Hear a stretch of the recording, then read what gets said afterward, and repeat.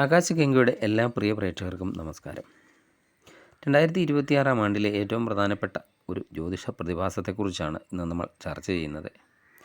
കർമ്മഫലദാതാവായ ശനി 2026 ജൂലൈ 27 മീനൻ രാശിയിൽ വക്രഗതിയിൽ അഥവാ വിപരീത ദിശയിൽ സഞ്ചരിച്ചു തുടങ്ങുകയാണ്. ഈ അവസ്ഥ ഈ വർഷം ഡിസംബർ 11 വരെ നീണ്ടു നിൽക്കുന്നതുമാണ്.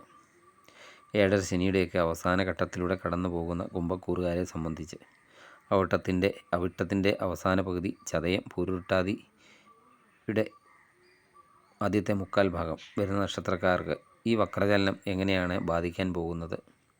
ഇത് നിങ്ങൾക്ക് അനുകൂലമാണോ അതോ കൂടുതൽ ജാഗ്രതയൊക്കെ പാലിക്കേണ്ടതുണ്ടോ? വക്രഗതിയിലാകുന്ന ശനി നിങ്ങളുടെ സാമ്പത്തികം, ആരോഗ്യം, കരിയർ, കുടുംബജീവിതം എന്നിവയിലൊക്കെ വരുത്തുന്ന മാറ്റങ്ങൾ എന്തൊക്കെയാണ്? ഈ വീഡിയോയിലൂടെ നമുക്ക് വിശദമായി പരിശോധിക്കാം. വീഡിയോ പൂർണ്ണമായും കാണുക. നിങ്ങൾ ആദ്യമായാണ് ഈ ചാനൽ കാണുന്നതെങ്കിൽ ചാനൽ സബ്സ്ക്രൈബ് ചെയ്യുക. കുംഭൻ രാശിക്കാരുടെ ഫലങ്ങളിലേക്ക് കടക്കുന്നതിന് മുൻപ് എന്താണ് ഈ വക്രഗതി അഥവാ വക്രം എന്ന് ലളിതമായി മനസ്സിലാക്കാം. ജ്യോതിഷത്തിൽ ഒരു ഗ്രഹം വക്രഗതിയിലാകുക എന്ന് പറഞ്ഞാൽ അത് പിറകോട്ട് സഞ്ചരിക്കുന്നു എന്ന് അർത്ഥമില്ല. ഭൂമിയുടെയും ആ ഗ്രഹത്തിൻ്റെയും ഭ്രമണപഥത്തിലെ വേഗത വ്യത്യാസം കാരണം ഭൂമിയിൽ നിന്ന് നോക്കുമ്പോൾ അത് പുറകോട്ട് സഞ്ചരിക്കുന്നതായി തോന്നാം. എന്നാൽ ജ്യോതിഷപരമായി ഒരു ഗ്രഹം വക്രഗതിയിലാകുമ്പോൾ അതിൻ്റെ ബലവും സ്വാധീനവും വർദ്ധിക്കും എന്നാണ് ശാസ്ത്രം. ശനി വക്രനാകുമ്പോൾ നമ്മൾ മുൻപ് ചെയ്ത കാര്യങ്ങളുടെ ഒരു പുനഃപരിശോധനയാണ് നടക്കുന്നത്. പ്രത്യേകിച്ച് കുംഭൻ രാശിക്കാരെ സംബന്ധിച്ച് ശനി നിങ്ങളുടെ രാശ്യാധിപൻ കൂടിയാണ്. അതുകൊണ്ട് നിങ്ങളുടെ ലഗ്നാധിപൻ അല്ലെങ്കിൽ രാശ്യാധിപനൊക്കെ വക്രഗതിയിലാകുമ്പോൾ ജീവിതത്തിൽ ചില നിർണായകമായ തിരുത്തലുകളൊക്കെ വരുത്തേണ്ടതായും വരുന്നതാണ്.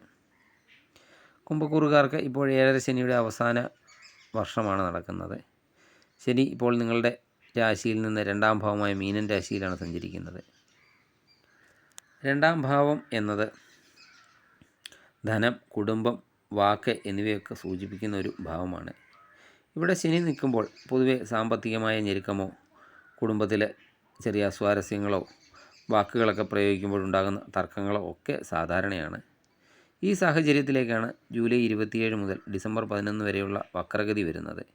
ഈ 138 ദിവസങ്ങൾ കുംഭക്കൂറുകാർക്ക് നൽകുന്ന പ്രധാന ഫലങ്ങൾ എന്തൊക്കെയാണെന്ന് നമുക്കിനി ഓരോ മേഖലയായി തിരിച്ച് പരിശോധിക്കാം. ആദ്യം തന്നെ സാമ്പത്തിക കാര്യങ്ങളിലേക്ക് വരാം.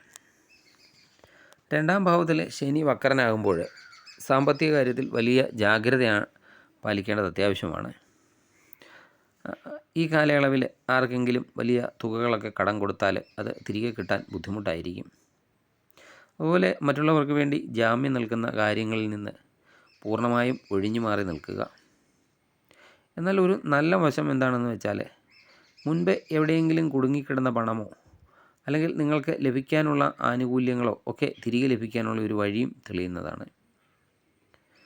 ലോട്ടറി, ഷെയർ മാർക്കറ്റ് തുടങ്ങി പെട്ടെന്ന് പണം സമ്പാദിക്കാവുന്ന വഴിവിട്ട നിക്ഷേപങ്ങളിൽ നിന്ന് കുംഭക്കൂറുകാരെ ഈ സമയത്ത് മാറി നിൽക്കേണ്ടതാണ്. കഠിനാധ്വാനത്തിലൂടെയുള്ള വരുമാനം മാത്രമേ ഈ സമയത്ത് നിങ്ങൾക്ക് നിലനിൽക്കൂ. ഇനി തൊഴിൽ രംഗത്ത് ഈ വക്രഗതി എന്തൊക്കെ മാറ്റങ്ങളാണ് വരുത്തുക എന്ന് നോക്കാം. കുംഭൻ രാശിയുടെ അധിപൻ തന്നെയാണ് ശനി എന്നത് മറക്കരുത്.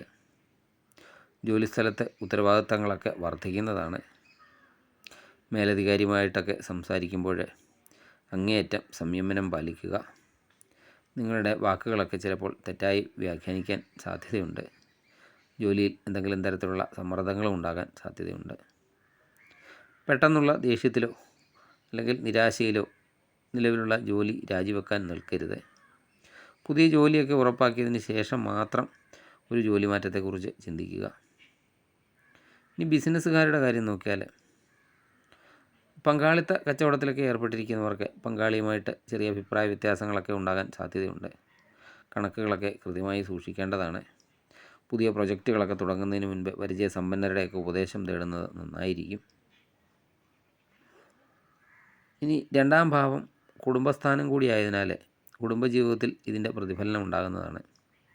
സംസാരത്തിൽ നിയന്ത്രണം ഏർപ്പെടുത്തേണ്ടത് അത്യാവശ്യമാണ്. വാക്കാണ് താരം എന്ന് പറയാവുന്ന ഒരു സമയമാണിത്. നിങ്ങളുടെ ഒരു ചെറിയ വാക്ക് കുടുംബത്തിൽ വലിയ അശാന്തിക്കൊക്കെ ചിലപ്പോൾ കാരണമായേക്കാം. അതുകൊണ്ട് വീടുകളിലായാലും ബന്ധുക്കൾക്കിടയിലായാലും സംസാരിക്കുമ്പോഴൊക്കെ ആലോചിച്ച് മാത്രം സംസാരിക്കേണ്ടതാണ്.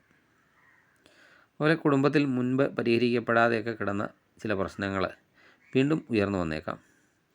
അവയെ സമാധാനപരമായിട്ടൊക്കെ തീർപ്പാക്കാനും ശ്രമിക്കേണ്ടതാണ്.